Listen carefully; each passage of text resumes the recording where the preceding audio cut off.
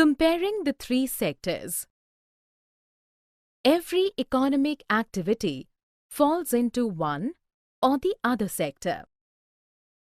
All the sectors have large number of employees and they produce large number of goods and services. How do we count the various goods and services and know the total production in each sector? A large magnitude of goods and services are produced. Economists suggest that value of goods and services should be added rather than adding up actual quantities, because adding up quantities would be a tedious task, nearly impossible.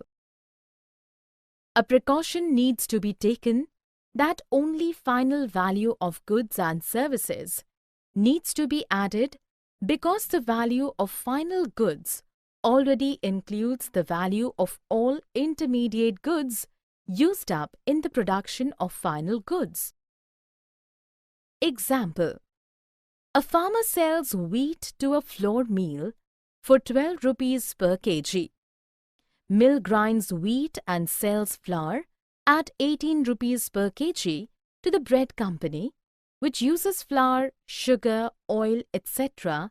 to make breads, which it sells for 25 rupees per packet. Breads are final goods.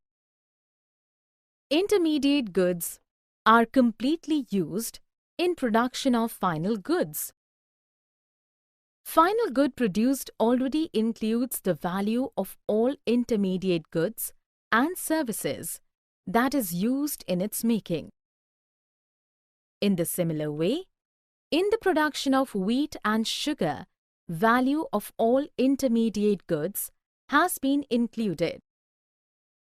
If value of every good is to be added, we will end up adding the same value multiple times, called the problem of double counting. The value of final goods and services produced in each sector in a particular year gives the total production of the sector for that year. Gross domestic product. If we add them, we get the total production within a country in a year. It is called the gross domestic product or GDP.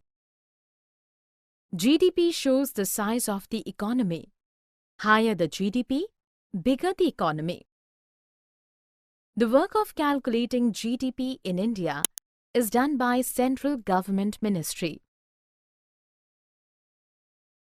For more such videos on all subjects, practice questions and a lot more, download iPrep and learn unlimited.